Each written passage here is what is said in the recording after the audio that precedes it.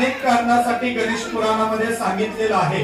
त्यामुळं अजून सुद्धा आपण घरी गेल्यानंतर जर कुणी सेवा केलेली नसेल तर आपण नक्की ती सेवा आहे ती आज या ठिकाणी करू शकता, लक्षात घ्या। कारण आपल्या या श्री स्वामी समर्थ सेवा मार्गाच्या माध्यमातून आपल्याला अनेक प्रकारच्या सेवा खरं तर सांगितल्या जातात। प्रत्येक सेवेच्या माध्यमातून आपल्याला ती अनुभूती प्रचिती खरं तर स्वामी महाराज वेळोवेळी खरं तर देत असतात, लक्षात घ्या। आपण जी स्वामींची सेवा करतो की आपण केलेली स्वामींची सेवा ही कधीच वाया जात नाही। कोणत्या ना कोणत्या तरी रूपामध्ये महाराज त्याची परतफेड नक्की करत असतात। परंतु सेवा करत असताना आपला नेमका भाव कसा असावा, आपली सेवा नेमकी कशा असावी, आपली श्रद्धा आणि निष्ठा कशी असावी, खरं तर सांगण्यासारखी भरपूर उदाहरण आहेत।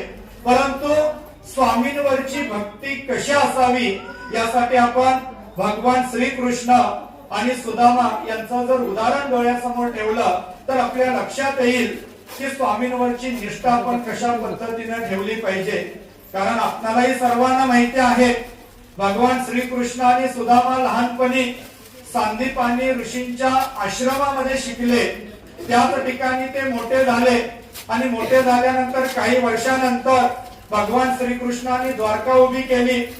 सुदामा त्यांच्या ठिकाणी लग्न झाल्यानंतर निघून गेले। परंतु सुदामाच्या आयुष्यामध्ये खूप मोठी गरिबी आली। आता हा जो इतिहास आहे हा कदाचित आपल्याला सर्वांना माहिती आहे, लक्षात घ्या।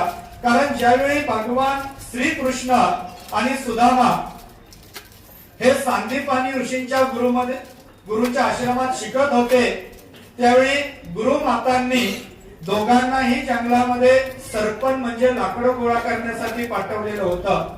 आणि त्यावेळी गुरु माता होत्या त्यांनी सुदामाकडे काही पोहे जर भूक लागली तर खाण्यासाठी दिलेले होते। आणि आपणालाही माहिती आहे दुपारच्या वेळेस ज्यावेळी सुदामाला भूक लागली त्यावेळी ते पोहे तो एकटाच खात होता। आणि भगवान श्रीकृष्ण त्याला विचारत होते की सुदामा तू काय खातोय? त्यावेळी सुदामा म्हणतो काहीच नाही खात। भगवान श्रीकृष्ण विचारतात मग आवाज कशाचा येतोय? नाही म्हणे आवाज कशाचाच येत नाही। भगवान श्रीकृष्णाला सर्व माहिती असतं, लक्षात घ्या। परंतु मोठ्यापणी सुदामाकडे गरिबी येते। भगवान श्रीकृष्ण द्वारकामाईमध्ये राहतात आणि एक वेळ सुदामांना भगवान श्रीकृष्णांची आठवण होते। 11 विश्व दारिद्र्य सुदामाची बायको सुदामाला सांगते तुमचा मित्र एवढा श्रीमंत द्वारकामाईमध्ये राहतो, तुम्ही जर त्याला काही मागितलं तर तो द्यायला नाही म्हणणार नाही, लक्षात घ्या। मग त्या ठिकाणी सुदामा द्वारकामाईमध्ये येतो। सुदामाची पत्नी पोहे त्याबरोबर थोडस देते आणि ज्यावेळी भगवान श्रीकृष्णांच्या द्वारकामाईमध्ये सुदामाचं आगमन होतं भगवान श्रीकृष्ण विचारतात की मला काय घेऊन आलेला आहे? त्यावेळी सुदामा सांगतो काय नाही म्हणे मी पोहे घेऊन आलेलो आहे। आणि त्यावेळी त्या ठिकाणी 2 मूठ पोहे त्या ठिकाणी भगवान श्रीकृष्ण ग्रहण करतात। परंतु त्या ठिकाणी 2 मूठ पोहे खाल्ल्यानंतर काही दिवस सुदामा द्वारका नगरीमध्ये राहतो। तिथून पुन्हा तो आपल्या घरी निघून येतो। पण घरी येईपर्यंत त्या सुदामाची नगरी पूर्णपणे बदललेली असते आणि भगवान श्रीकृष्णांनी त्या सुदामाच्या जीवनामध्ये श्रीमंती आणलेली असते। बायका मुलं सुद्धा त्या ठिकाणी त्याला ओळखत नाहीत, लक्षात घ्या। याचा अर्थ थोडक्यात काय की ज्यावेळी सुदामाला भगवान श्रीकृष्ण लहानपणी पोहे मागत होते ते पोहे नव्हतं तर त्याचं दुःख आणि दारिद्र्य भगवान श्रीकृष्ण मागत होते। परंतु वेळ आल्याशिवाय खरं तर काही मिळत नाही असं आपण म्हणतो। परंतु भगवान श्रीकृष्णांनी सुदामाच्या आयुष्यातली गरिबी ही 2 मूठ पोह्यातून घालवली, लक्षात घ्या। मला तुम्हाला या ठिकाणी काय सांगायचंय, स्वामींची भक्ती, स्वामींची सेवा आणि स्वामींची निष्ठा सुद्धा अशीच आहे।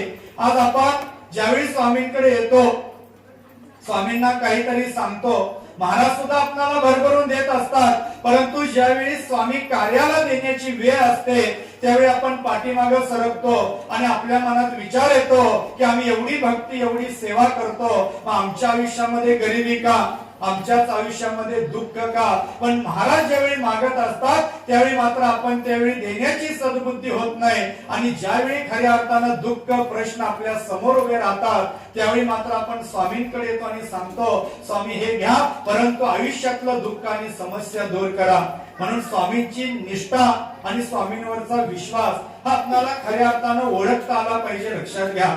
त्यामुळं भक्ती अशी करा, स्वामींवरती निष्ठा अशी ठेवा की कितीही संकट आणि कितीही समस्या आपल्या समोर उभ्या राहिल्या तरी त्या समस्या आपणाला त्रास न देणाऱ्या ठरल्या पाहिजेत, आणि त्या समस्येवरती पाय देऊन आपण पुढे चाललो पाहिजे, लक्षात घ्या. लक्षात ठेवा, स्वामींना असताना कुणीही दान करतं, पण जो नसताना दान देतो त्याच्या आयुष्यामध्ये कधीही दारिद्र्य राहत नाही. तुम्हाला एक छोटस उदाहरण सांगतो. छत्रपती शिवाजी महाराजांसारखं दान करावं, लक्षात ठेवा. तुम्ही जर छत्रपती शिवाजी महाराजांचा इतिहास वाचला तर काही घटना तुमच्या लक्षात येतील. 6 जून 1674 ला रायगडावरती छत्रपती शिवाजी महाराजांचा राज्याभिषेक झाला. तुम्हाला एक छोटीशी घटना सांगतो छत्रपतींच्या आयुष्यातली.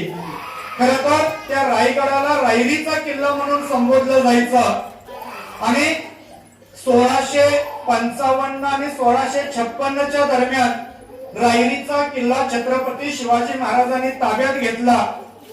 जावळीचा चंद्रराव मोरे याचा पराभव छत्रपतींनी त्या काळी केला, आणि तो किल्ला ताब्यात घेतल्यानंतर त्या रायरीच्या किल्ल्यावरती म्हणजे रायगडावरती इमारती बांधकामाला सुरुवात झाली, आणि 6 जून 1674 ला छत्रपतींचा राज्याभिषेक होणार होता. परंतु त्यापूर्वी एक महिना अगोदर 20 मे 1674 ला छत्रपती शिवाजी महाराज प्रतापगडावर आई भवानीच्या दर्शनाला, कुलदेवीच्या दर्शनाला गेले. कारण छत्रपती शिवाजी महाराजांनी प्रतापगडावरती कोणत्या मंदिराची स्थापना केली? कोणत्या मंदिराची? आई भवानीची, तुळजा भवानीची. आणि राज्याभिषेक सोहळ्याच्या अगोदर छत्रपती शिवाजी महाराजांनी इतका दान धर्म केला, इतका दान धर्म केला, जगातला सगळ्यात मोठा सोहळा म्हणून रायगडावरती झालेला राज्याभिषेक आजही या ठिकाणी लोकोत्सव म्हणून साजरा केला जातो, लक्षात घ्या. आणि 20 मे 1674 ला छत्रपती शिवाजी महाराजांनी प्रतापगडावर आई भवानीला 3 मन सोन्याचा मुकुट त्या ठिकाणी अर्पण केला. आता 1 मन म्हणजे किती किलो? 40 किलो. 3 मन म्हणजे किती किलो सोनं अर्पण केलं? 120 किलो सोनं अर्पण केलं. बरं तेही जाऊ द्या. 30 मे 1674 ला छत्रपती शिवाजी महाराजांवर मंत्रोच्चार युक्त राज्याभिषेकाचे विधी चालू झाले. राज्याभिषेकाला 12 दिवस रायगडावरती 11,000 पेक्षा जास्त लोक त्या ठिकाणी वास्तव्याला आलेली होती. आणि जेवढी जेवढी छत्रपती शिवाजी महाराजांच्या राज्याभिषेकाला लोक आलेली, 1 होल सोन्याचा छत्रपतींनी प्रत्येकाला दान केलेला होता. पंडित पुरोहितांना दान धर्म केला तो तर वेगळाच. मला तुम्हाला काय सांगायचं यातनं एकच सार लक्षात ठेवा, कोणत्याही शुभ कार्याची सुरुवात करण्यापूर्वी आपण जो दान धर्म करतो हा दान धर्म भविष्यातल्या सगळ्या संकटांना त्या ठिकाणी वाटा मोकळा करत असतो, लक्षात ठेवा.